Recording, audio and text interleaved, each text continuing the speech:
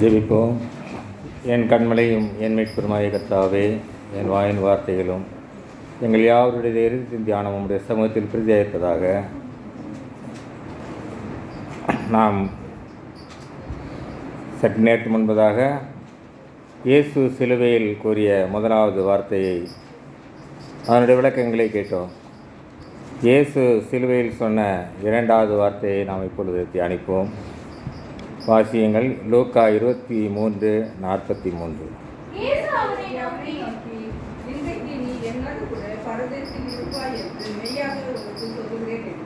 இன்றைக்கு நீ என்னுடனே கூட பரதேசில் இருப்பாய் என்று மெய்யாகவே உனக்கு சொல்கிறேன் என்றார். நாம் தியானித்த முதல் வார்த்தை மன்னிப்பு. இப்பொழுது தியானிக்கக்கூடிய வார்த்தை இயேசு கொடுத்த ரட்சிப்பு. இந்த முதலாவது வார்த்தைக்கும் இரண்டாவது வார்த்தைக்கும் இடையே லூக்கா 23:34 பகுதியிலிருந்து வாஸ்தவம் என்றால் அவருடைய வஸ்திரங்களை பங்கிட்டு சீட்டு போட்டார்கள். மாத்திரமல்ல 23:35 ஜனங்களும் அதிகாரிகளும் இகழ்ந்து மற்றவர்களை ரட்சித்தான், கிறிஸ்துவானால் தன்னைத்தானே ரட்சித்து கொள்ளட்டும் என்றார்கள். அவர்கள் ஆண்டவரை இகழ்ந்து பேசினார்கள். மாத்திரமல்ல 36ஆம் வசனத்திலே போர் செய்தவர்கள் காடியை குடிக்க கொடுத்தார்கள். 38வது வசனத்திலே வாஸ்தவம் என்றால் யூதருடைய ராஜா என்று கிரேக்கு, லத்தீன், எபிரேயு ஆகிய 3 மொழி எழுத்துக்களில் எழுதி அவருக்கு மேலாக சிலுவையிலே வைக்கப்பட்டது.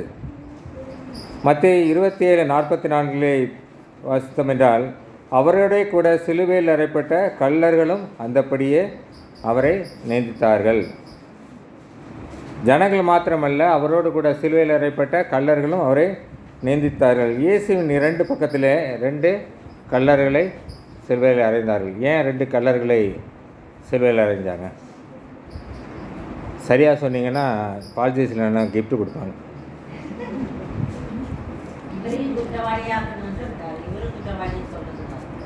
ஏசாயா 53:12 வாசிப்போம். ஏசாயா 50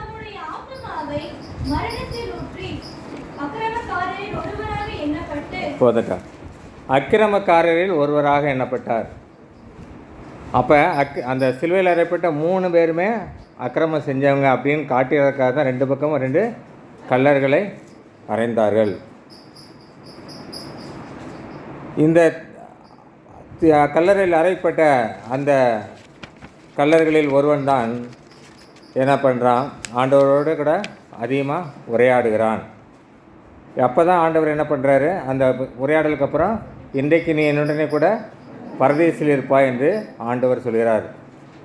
பைபிளில் பரதேசுன்ற வார்த்தை 3 இடத்துல மாத்திரம்தான் இருக்குது. லூக்கா 23:43 வாசிக்க இடையிற லூக்கா 23:43, 2 கொரிந்தியர் 12:3, வெளிப்படுத்தின விசேஷம் 2:7. பரதேசு என்பதற்கு பாரசீக மொழியில் என்ன சொல்கிறாங்கன்னா அது பாதுகாப்பான தோட்டம் என்று விளக்கமாக கூறப்பட்டுள்ளது. கிறிஸ்துவுக்குள் மதிக்கிறவர்கள் அனைவரும் இந்த இடத்துக்கெல்லாம் முதலாக சென்று இளைப்பாறுவார்கள். ஆண்டவருடைய 2வது வருகையின் போல் தான் இந்த பிரதேசத்திலிருந்து முதலாவதாக எழுந்திருப்பார்கள் என்று 1 தெசலோனிக்கேயர் 4:29 வாசிக்கிறோம். இப்படிப்பட்ட பரதேசுக்குள் இந்த காளான் அந்த கல்லன் என்ன பண்ணுறான், அவன் அங்கே செல்கிறான். அப்படின்னா பரதேசுக்கு உள்ளே போனோன்னா அந்த கல்லன், அதாவது அவன் ஒரு பாவம் செய்தவன், அவன் அந்த பரதேசுக்குள்ளாக போனான் அப்படின்னா அதுக்கு ஒரு சில காரணங்கள் இருக்கலாம் இல்லையா? ஆண்டவர் அவனை சொன்னார், ஆனால் அவன் செய்த காரியங்கள் என்ன? முதலாவதாக அவன் தான் செய்த பாவங்களை அறிக்கை செய்தான். லூக்கா 23:40-41 வாசிப்போம்.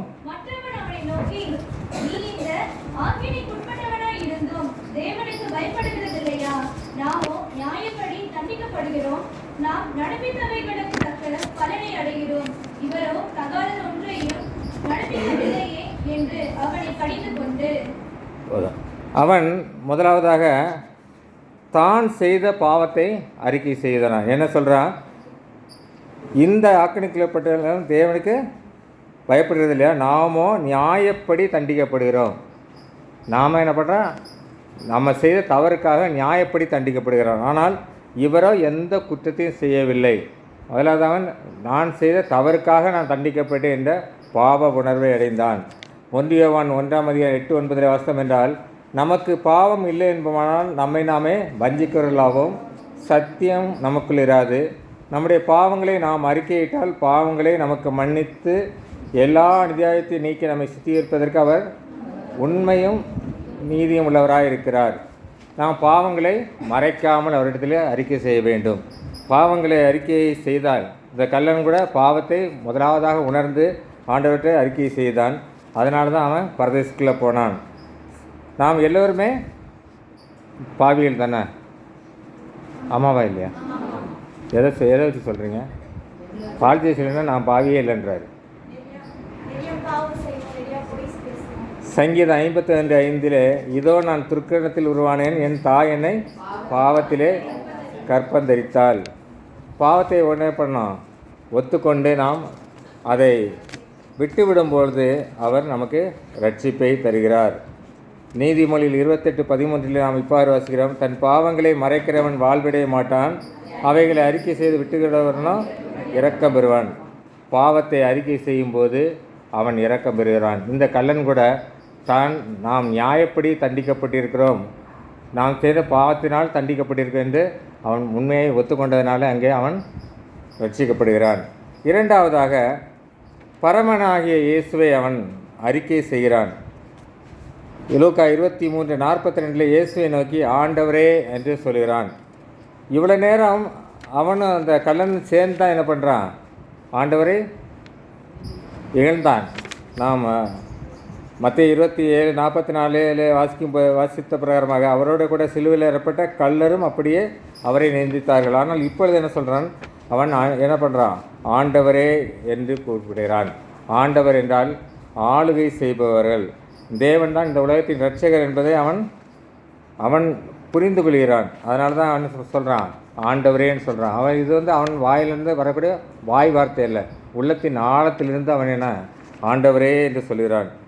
இயேசு இங்கே சிலுவையில் ஏறப்பட்டது அவர் செய்த குற்றத்தினால் அல்ல, நமக்காக மனுக்குலத்தின் பாவத்திற்காக அவர் சிலுவையில் ஏற்பட்டார் என்பதை அவன் உணர்ந்து கொண்டான். அதனால தான் ஆண்டவரே என்று சொல்கிறான். இயேசுவை விசுவாசிக்கும் பொழுது, அவரை இரட்சகர் என்று அறிக்கை செய்யும்போது அவருடைய பிள்ளைகளாக நமக்கு அங்கீகாரம் கிடைக்கிறது. யோவான் 1:12 அவருடைய நாமத்தின் மேல் விசுவாசம் உள்ளவர்களாகி அவரை ஏற்றுக்கொண்டவர்கள் எத்தனை பேர்களோ அத்தனை பேர்களும் தேவனுடைய பிள்ளைகளாகும்படி அவர்களுக்கு அதிகாரம் கொடுத்தார். அப்படியானால் அவன் தன் பாவத்தை உணர்ந்து அறிக்கை செய்து அவரை ஆண்டவரே என்று அவன் ஏற்றுக்கொள்ளும் போது அவனும் கூட ஆண்டவருடைய பிள்ளையாக மாறுகிறான். யோவான் 3:18 அவரை விசுவாசிக்கிறவன் ஆக்கினைக்குள்ளாக தீர்க்கப்படான் என்று சொல்லப்படுகிறது. அந்த கள்ளன் எவ்வளவுதான் பாவம் செய்தாலும் அவரை விசுவாசித்து அவரை ஆண்டவரே என்று ஏற்றுக்கொண்டதினால் அவன் ஆக்கினைக்குள்ளாக தீர்க்கப்படவில்லை. இவ்வளோ நாட்களாக அவன் கள்ளனாக இருந்தால் கூட கடைசி நேரத்திலே ஆண்டவரை ஏற்றுக்கொண்டதினால், தன் பாவத்தை அறிக்கை செய்து அவரை ஆண்டவரே என்று ஏற்றுக்கொண்டதினால் அவன் கூட பரதேசுக்குள்ளாக நிறைந்தான். மூன்றாவதாக, பரம வாழ்வை அவன் அறிக்கை செய்தான். பரம வாழ்வை அறிக்கை செய்தான் என்று சொன்னான். லூக்கா 23:42 இயேசுவை நோக்கி ஆண்டவரே, நீ உம்முடைய ராஜ்யத்தில் வரும்போது அடியேனை நினைத்தருளும் என்றான். உம்முடைய ராஜ்யத்தில் வரும்போது அடியேனை நினைத்தருளும் என்றான். இயேசு ராஜாவாக மீண்டும் வருவார் என்பதை அவன் என்ன பண்ணுறான்? விசுவாசிக்கிறான். அவன் இயேசு மீண்டும் ராஜாவாக வருவார் என்று விசுவாசிக்கிறான். இந்த வாழ்க்கை மாத்திரமல்ல, மறுமையின் வாழ்க்கையை கூட அவன் நினைத்து பார்க்கிறான். அதனால தான் அவன் என்ன சொல்கிறான்? நீர் உம்முடைய ராஜ்யத்தில் வரும்பொழுது அடியேனை நினைத்தருளும் என்று சொல்கிறான். அடியேனை நினைத்தருளும் என்று சொல்லும்பொழுது அவன் ஆண்டவர்கிட்ட முதல்ல தன்னை தாழ்த்தி அடியேனை நினைத்தருளும் என்று சொல்கிறான். அவன் சொல்லும்போது அடியனுக்கு பரம வாழ்வை தாரும் அல்லது அடியனை ரட்சியும் என்றெல்லாம் சொல்லவில்லை, என்னை நினைத்தருளும் என்று சொல்கிறான். முழுவதுமாக அவன் என்ன பண்ணுறான்? தன்னை தாழ்த்து விடுகிறான். அவன் இவ்வளவு நாளாக என்னென்ன பாவம் செய்தான் என்று தெரியாது. கொள்ளையடித்தான், எல்லா பாவம் செய்திருப்பான். ஆனால் அது எல்லாம் இந்த உலகத்திலே பயன்படாது என்பதை அவன் புரிந்து கொண்டவனாக பரமராஜ்யத்தில் மீண்டும் வரும்போது அடியேனை நினைத்தருளும் என்று சொல்கிறான். தன்னை தாழ்த்துகிறான். அவன் கொள்ளையடிச்சு ஒருவேளை பெரிய பணம் வச்சுருந்துருக்கலாம், ஆனால் என்ன பண்ணுறான்? அடியேன் என்று அவனை தன்னை தாழ்த்தி என்னை நினைத்தருளும் என்று சொல்கிறான். என்னை ரட்சியுங்க, என்னை இது பண்ணுங்க அப்படிலாம் சொல்ல, என்னை நினைத்தருளும் என்று சொல்கிறான். ரெண்டாவதாக அவனுக்கு கிடைத்த அந்த கடைசி தருணம் அதுதான். அவனுடைய வாழ்வின் கடைசி சூழ்நிலைக்கு வந்து விட்டான்.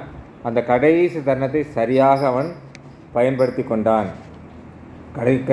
கடைசி தருணத்தை சரியாக பயன்படுத்தி கொள்ளும்போது ஆண்டவர் அவனை ரட்சித்தது மாத்திரமல்ல, பரதீஸ் வாழ்வை கொடுத்தார்.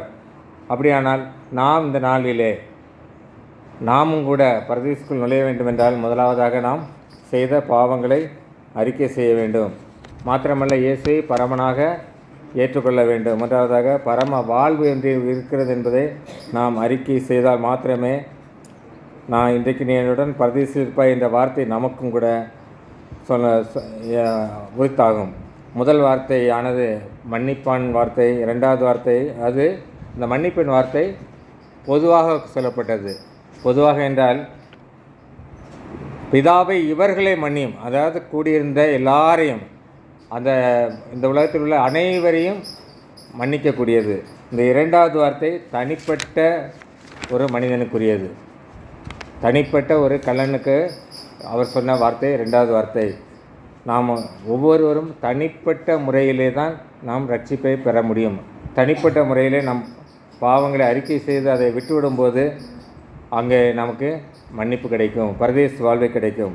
இந்த கடைசி வாய்ப்பு 2 கள்ளர்களுக்குமே கொடுக்கப்பட்டது. ஆனால் அதில் ஒரு கள்ளன் மாத்திரம்தான் அந்த கடைசி வாய்ப்பை சரியாக பயன்படுத்தி கொண்டான். இந்த 2 நாட்கள் நமக்கு அனைவருக்கும் கொடுக்கப்பட்டது. ஆனால் இந்த 2 நாட்களிலே நாம் ஆண்டவரை எப்படி ஏற்றுக்கொண்டோம், ஆண்டவருக்காக நாம் என்னென்ன செய்தோம் என்பதை நாம் மறுபரிசீலனை செய்வதற்காக இந்த வாய்ப்பு கொடுக்கப்பட்டது. இந்த கல்லனைப் போல நாமும் கூட அந்த வாய்ப்பை சரியாக பயன்படுத்தினால் நாமும் கூட பரதேசுக்குள் நுழைவோம். கர்த்தர் தாமே இந்த வசனங்களை ஆசீர்வதிப்பாராக.